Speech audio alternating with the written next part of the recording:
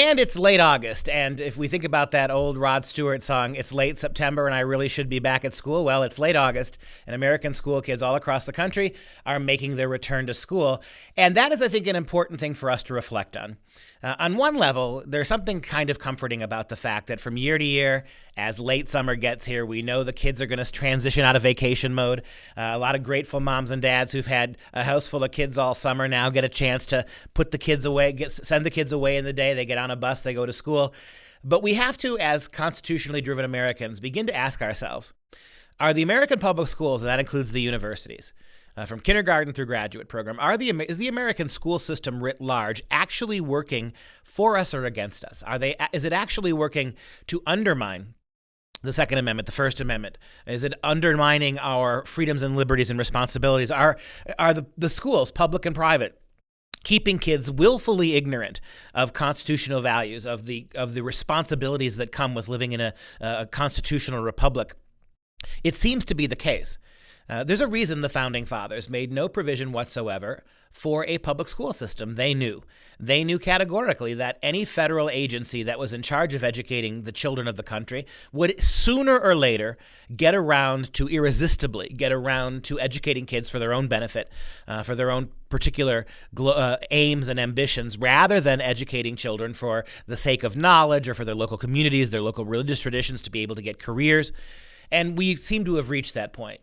The dominant ethos in the American public school system, and this comes from the university. So I'm going to talk about the public schools here, but understand that the entire mindset for what's taking place in the public schools ultimately originated in the universities.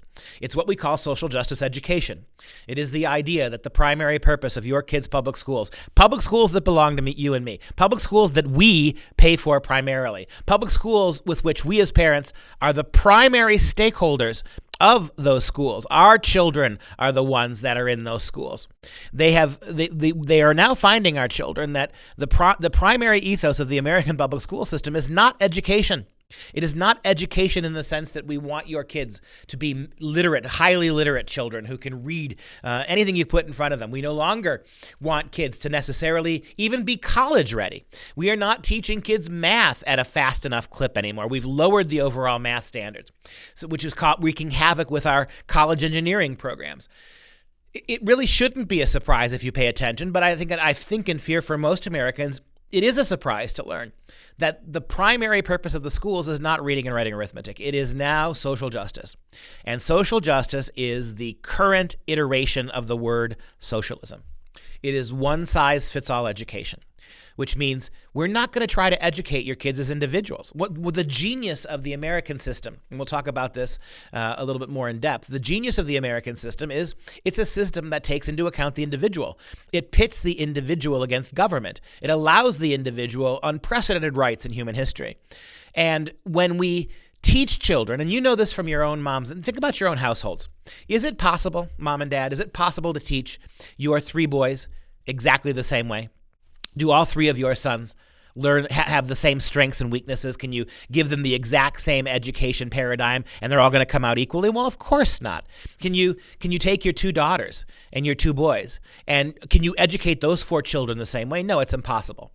And if you can't one-size-fits-all education for your own kids in your own house, who you know better than any public school teacher does, how are you going to create a standardized Common Core program for 60 million American school kids? How are you going to enforce upon 60 million American school kids a outcome-based education that takes no account of who they are?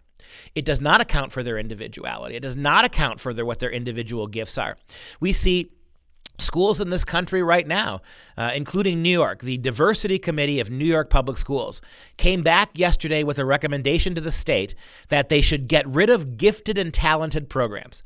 They should kill all gifted and talented programs in New York public schools because allowing certain kids to get ahead is racist. It is racist, and it is white privilege, white supremacy. The fact that the Diversity Committee pointed out the fact that most of the gifted and talented children in New York schools happen to be white and Asian. And so consequently, by continuing to allow those kids to study at the level they're prepared for, not the level of their age, you are participating in a system of white supremacy. This is, of course, garbage, but it illustrates my argument about outcome-based education. In the socialist systems, the great socialist, dead socialist system of the past, I mean great sarcastically, these systems were outcome-based systems. It didn't matter if you worked really hard. It didn't matter if you were talented. It didn't matter if you were a great contributor in the workplace or you were a slacker.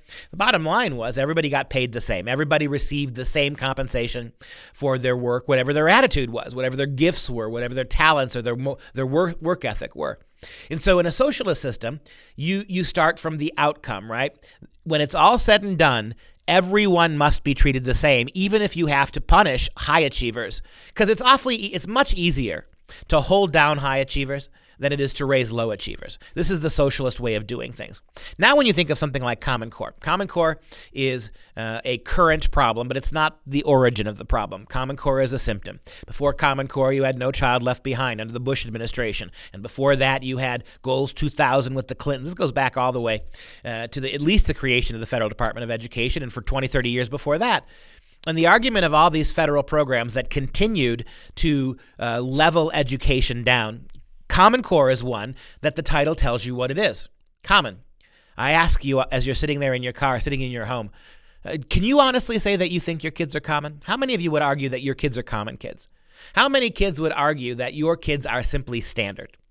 That there is a standard of childhood that all American kids, all world, global kids have, and that's the most we can expect of them. When you look at how standards work, when you look at how Common Core works, it starts from the premise that it doesn't matter where your kid starts. It doesn't matter what your kid's enthusiasm level is or how much parental support she has. It doesn't matter if you have the ability to hire a tutor or not, or have your students study more than other students. The fact is that unless your kids graduate from elementary school, middle school, high school, and then college, knowing exactly the same thing as every other kid, then there is social injustice. Right? Then we have white supremacy, racism, all the garbage that the left spews here. Until everybody is only educated the exact same way, until everybody only knows the same things. And those things, by the way, that the progressives want them to know. That America is a racist country. That the Second Amendment is outdated, that free speech should not be allowed if it hurts somebody's feelings. This whole progressive litany is how they measure success. Do your kids conform to progressive paradigms, or are they independent, liberty-minded, entrepreneurial, and self-governing? If they're doing what the government says, then they have passed the standard. If they have attitudes that don't promote collectivism, commonness, socialism, if I may say it, then the education system has failed. And so, as we think about sending our kids back to school, ask the question again. Are these schools working with you or against you?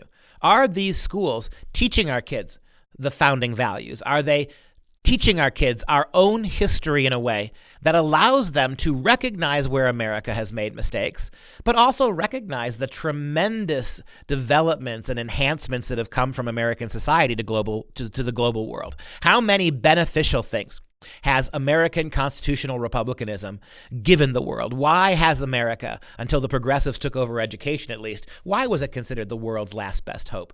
Why is it that brown and black-skinned people from all over the world are literally willing to die to get here if this country was as bad as the American public school says it is?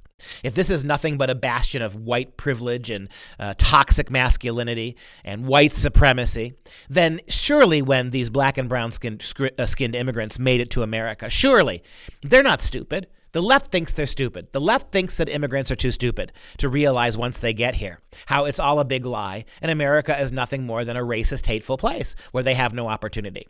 The fact is that they don't leave. And they don't leave because the American public schools are wrong. Our universities are wrong. America is much more than a problem. America is much more than one aspect of its history, slavery, which we magnify to be the only aspect of her history. And you know who knows it? The rest of the world knows it. Not the cultural elites who want globalism, not the UN, not the progressive nation states of Europe who look down at the religion and the individuality and the liberty and the individual rights, Second Amendment rights, First Amendment rights that America provides. No.